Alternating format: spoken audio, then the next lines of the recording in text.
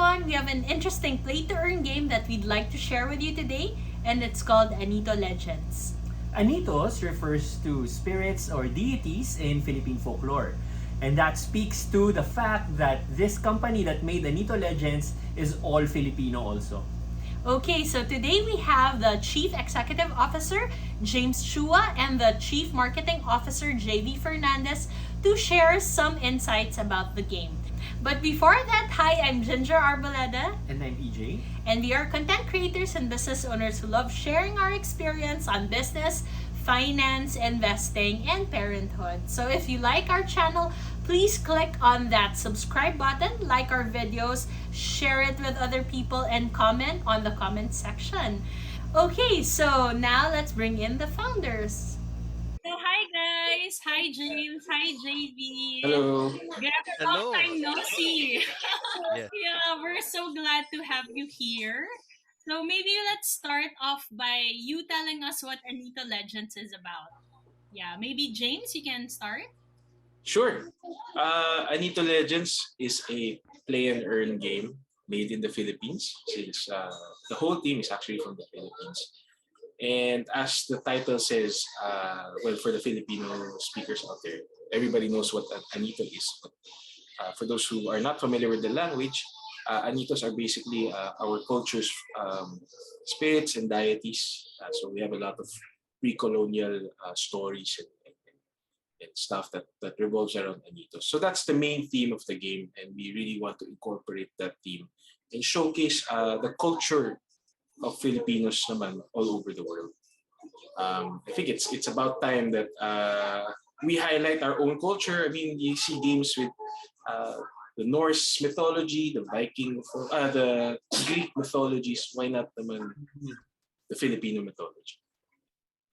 Nice, nice. That's great. That's great to hear, no? And I love that. I think we're gonna touch on this later, but I love what you called your tokens, ginto, and laro, and all of Yes, that. So that's very, very Filipino also, which I yes. love.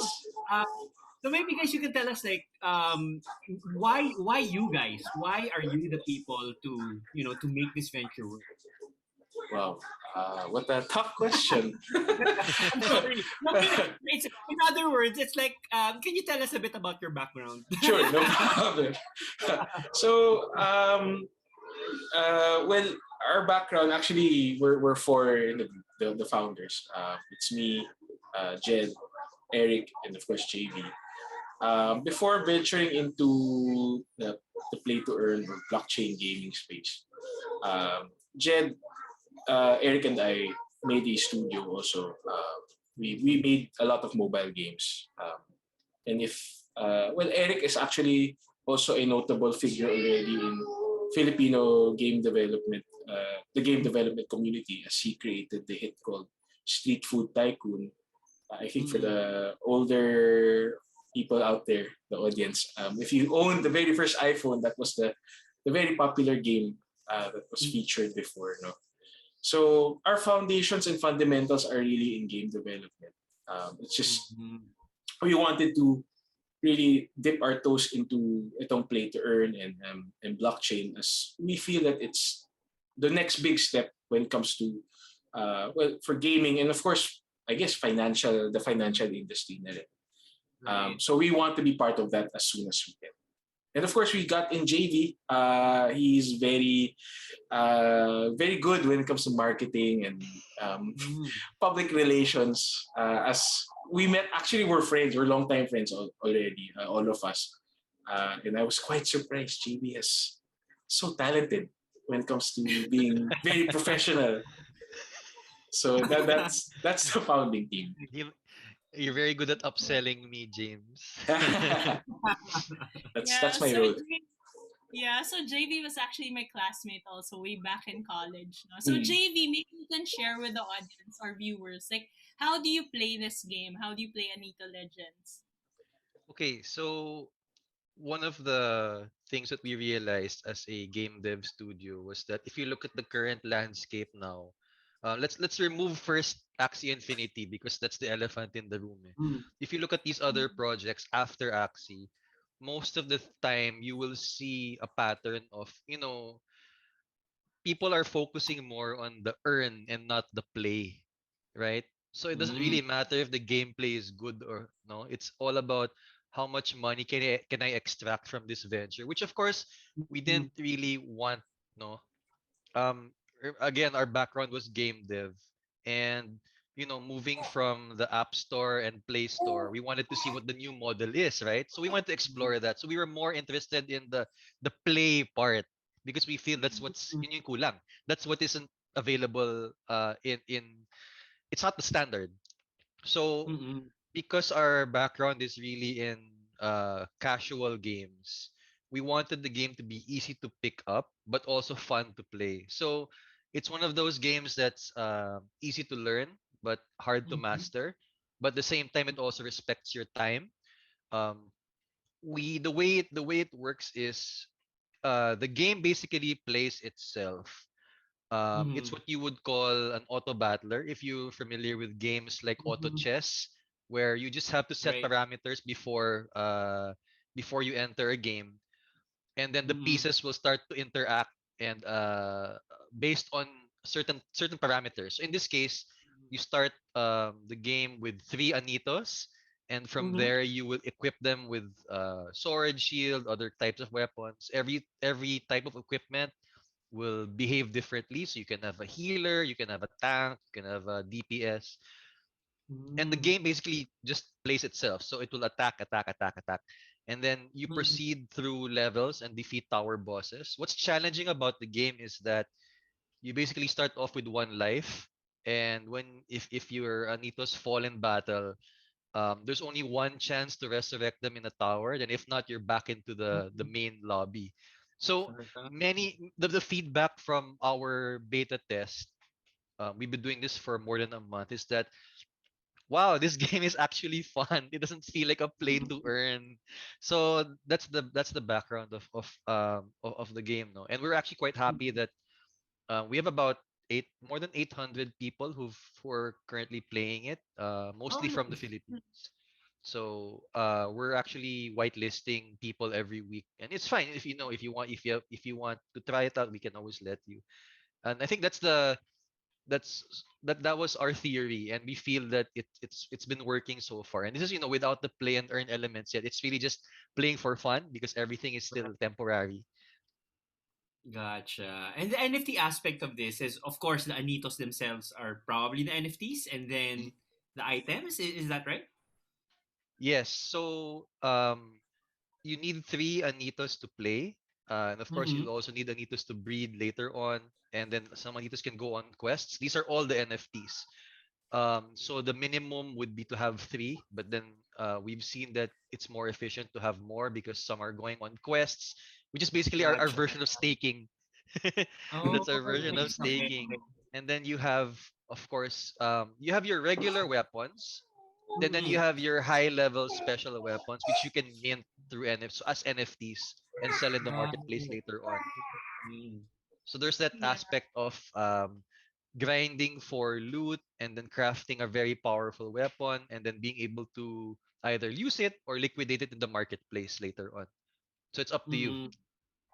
Okay. Yes, you know what? As a tech founder, I'm interested to know like how long have you been developing the game? You mentioned like you were like testing the game for almost a month already or more than a month already. But I'm interested to know like the effort and the time that you spent putting the game in where it is right now. So we developed the games. We actually started the planning since, if I'm not mistaken, August of the last year, 2021. Um, our process, like any other games that we make, we usually have brainstorm first the theme uh, and the gameplay loop. Um, Kasama na yun sa planning. That's part of the planning. We make small prototypes of our ideas first and try to evaluate already na if this game has the potential to be fun. Could we expand more on it in the future, add more features? And then comes in the theme. We had to brainstorm a lot on what the theme should be. Initially, the theme was supposed to be all about cockfighting, and then we thought, okay, Oh. this is this is a bit a little controversial. That's the People, yeah, people from other countries might think it's not a nice thing, and also of course we don't want to feature that as a. I mean, it's part of our culture, but we don't want to. We don't of want that course. to be the forefront, diba? So Yeah, we felt yeah. okay. Why not? Why not Anitos? Why not? Since yun, we have games on like God of War that really Mm-mm. showcase Greek mythology, and now the newer ones Norse mythology. So why not Mm-mm. ours naman? So we thought about incorporating that, and then we talked about it, and then yeah, then we developed more ideas, and then we did some studies on how they look, and then of Mm-mm. course keep developing the gameplay, and then until what you see now is basically the end product of all our brainstorming and planning. Gotcha. That's nice. One question that I have is like it's an NFT game. What network are you on? Are you gonna be on Ethereum? Are you gonna have your own side chain? We're using Binance Smart Chain. Again, we Oh, had basic. we had a lot of evaluation also on the other networks. I think Polygon was one of Mm. the considerations, but I before at that time the support for developers weren't as good Ah, as I think now. Now I think it's a bit better, mm. but Mm. ultimately we decided just to stick with Binance Smart Chain. With Binance. It's nice. So one question that I usually kasi I'm sure you've heard about like Epic Games and these other gaming companies who announce that they're gonna dabble in NFT and the response is so far has been negative, diba? It's like Right, right. it's like NFTs has been considered a cash grab. So like maybe for you guys, what do you think about that? Like for in this case, for example, why did you decide to make an NFT game, an NFT based game versus let's say a game that has a straightforward marketplace, for example? Right. I think we should go back and look at the industry and when something new comes up. Like Mm-hmm. the very first time that the Elder Scrolls game came out with horse armor as DLC, people lost their mind and say, "What's this cash grab thing?" And then now it's part of the norm already. We have DLC content. Could be cosmetic, could be more story content or whatnot. And Mm-hmm. then the next phase would be free to play games. What's this scam? What is Clash of Clans doing? Why are they selling gems to make things go faster? But now, look at them. They're a multi-million, maybe a billion earning company already. And then it just repeats itself. And you look at NFTs. People say, "Oh, that's a scam. That's a cash grab. It's a Ponzi scheme." Mm-hmm. Those for me are signs that are good signs that okay, eventually this will be accepted. The technology Mm-hmm. is sound. Of course, you will have the bad actors. I don't think that will not go away. I mean, in any industry, investment companies or some other Mm-hmm. things, they're really scams naman. And you Mm-hmm. you cannot avoid this, especially with something that's very new. Mm-hmm. So but what I'm trying to say is eventually it's gonna happen. People are going to accept it. Mm-hmm. Right now, it's very polarizing. You have the camps or who are super against it, and the camps who are very pro or very passionate about blockchain technology. Mm-hmm. Eventually, once people are more educated, we get mass adoption. I think it will be it will be the norm in the next Yeah. hopefully Yeah. 3 to 5 years.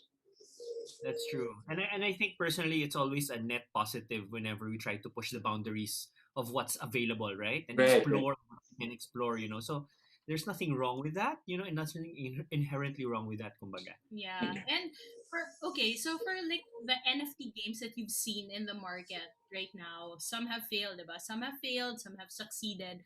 What do you think are the lessons that you've learned from these players? And I guess what's the most challenging part about building an NFT game? Mhm.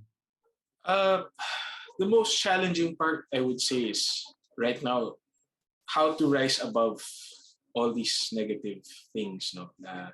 unfortunately, you hear a lot of stories. This project was a scam. they call it Mm-mm. rug pull. Mm-mm. So we had actually yesterday we had a project, a Filipino made project that was uh, they, Yes, oo nga. they were rugged though by their developer, but we don't know the whole story.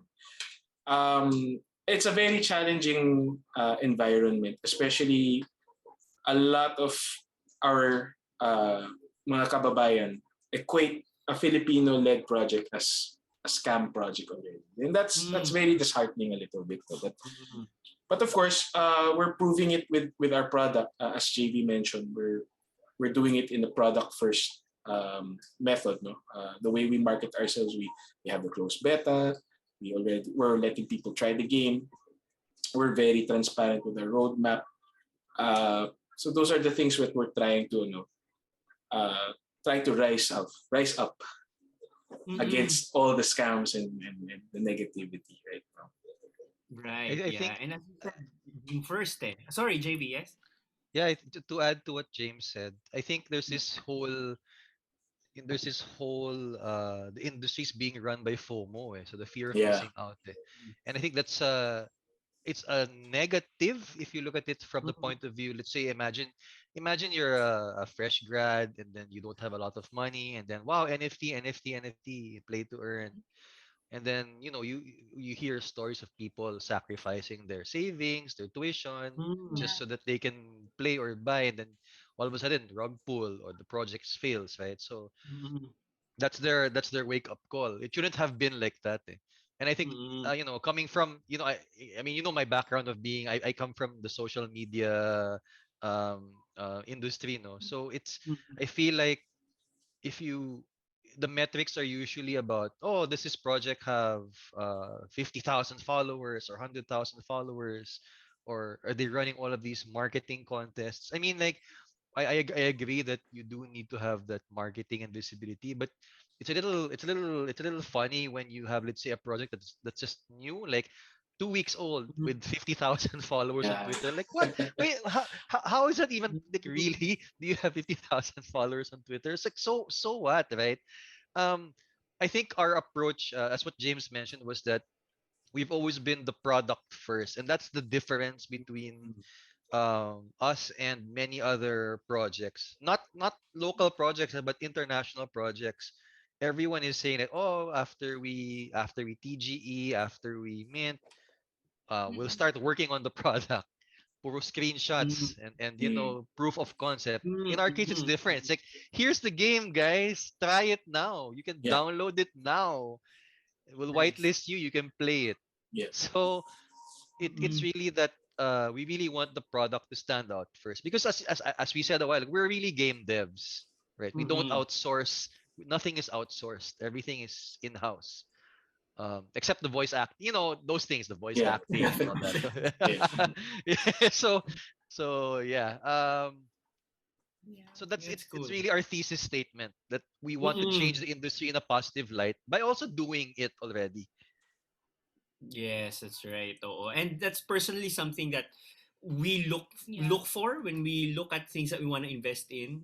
Is this something that has longevity, first of all? And I think that, having that focus on the game first will make sure that there is longevity, no? Speaking of that, no, eventually, you will have to think about the economy, the tokenomics of it all, di ba? Right. Do you already have like sort of like a guiding philosophy that you are going to follow when it comes to economics, or is this something that you'll cross the bridge when you get there type of thing? Uh, right. This is a good question. This is like a question I hear from VCs all the time. uh, we're actually prepared already with some burning mechanics in the game. I think Mm-mm. again to draw comparison with Axie Infinity, Mm-mm. the SLP or Smooth Love Potion has inflated really, because Oo. there's just a lot of people trading with it, selling it right away. So the course of action that we're trying to take will be we're treating it like like how we made our games. We have, I mean, the free to play games have their own economy, though. So we're drawing Mm-mm. from that experience of creating not only burning mechanics for the game, but also syncs or some like features or things that you can buy in the game, so that the Right. players would rather spend inside the game than just sell it right away in the market. Mm. So we're, Mm. we're we're drawing from our past experience and putting they could buy cosmetic items, things that will make it more convenient for the player, or more content, those kinds of Mm. things.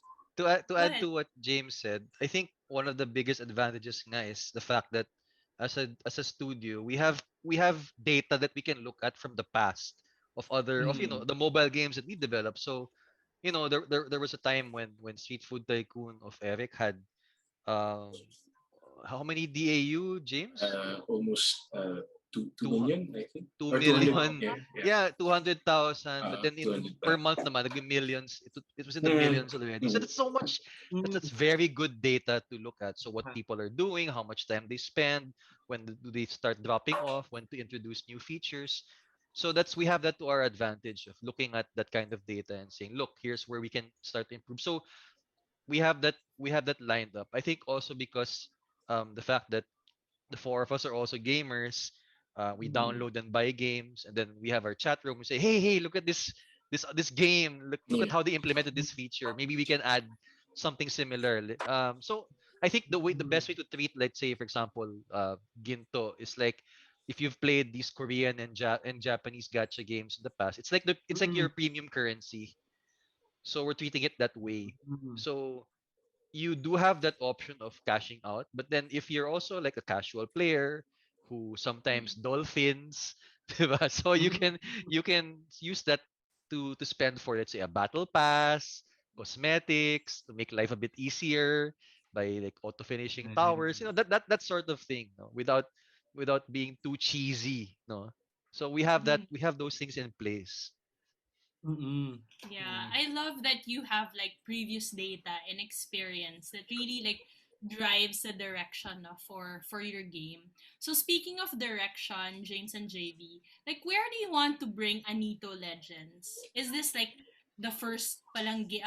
Is this the first game that you're building? Are you gonna build another game? Are you building like a community, or are you building like a set of games that people can Mm. sort of like transfer assets from one game to another? Or can we look forward to an Anito cinematic universe Oh also? Uh, yeah. well, Why not? why not? Why not? Why not? Well, another good question that VCs also ask usually. Looking ahead in the future, well, with the flexibility kasi of the blockchain, bringing assets all around. We're hoping if this is a successful venture, we can create more games. Of course, being game developers, we really want to create more stuff. We hopefully can create more games that can also use maybe the Anito NFTs or even the tokens, at the very least, and put it in that game. We're Right. also hoping to maybe collaborate also with other uh, Filipino made IPs. No? Mm. I don't wanna say anything yet, but Right. we're talking to a few of those Filipino creators that are interested also in collaborating in the future, and we want to incorporate their IPs into the game also. That could be something very exciting. And again, as part of our mission also of promoting Filipino culture to the world, I think this is very in line with what we want to do. Nice. And we look forward to that. And Yeah. just so you know, we're all for that. So if you need any support, we'll be happy to provide that. Thank No, you. all for Thank you. para sa ating bayan. Kumbaga. Yes. Yes. O, di ba? Okay, so if people want to know more about Anito Legends, where can they find you? Maybe like drop some links or your social media accounts. So the best place to find more information on the game is to go to their website. It's anitolegends.com. We're very active also in Twitter. Just look for at Anito Legends NFT. And we have a Discord. Was it? We can Well, find the link already in yeah. in the website. It's just Um, Mm. discord.anitolegends.com also. We made it yes, actually, shorter. we made it shorter also. Yeah. So the Discord now is for people to beta test. So they post their screenshots, tech support, suggestions. Actually, now is a good time to get in because you're actually becoming part of the game development process. Eh. So we just released the Ooh. native builds for Mac and PC, and then mobile, Android, iOS coming very very soon. Very So it's soon. really Oh, wow. uh Wait, guys, get us whitelisted, ah. We're yeah, gonna we send will. in Yeah, yeah, application sure. for Sure. whitelisting. Thanks. Yeah. Thank you. Yeah, so that's it. Thank you so much, James and JV. Thank you guys. Thank you Thanks so so much, much. guys. So you heard from the founders. We hope that you can check out Anito Legends by going to the links here. It's anitolegends.com and they also have their Discord. So if there's a time to join their Discord, now's the time to do so because they are refining the game. And if you're a true gamer like us, you would really want to be part of that game design process. Yeah, so if you like this video, please click on like, share, subscribe, and click on that notification bell for more videos like this.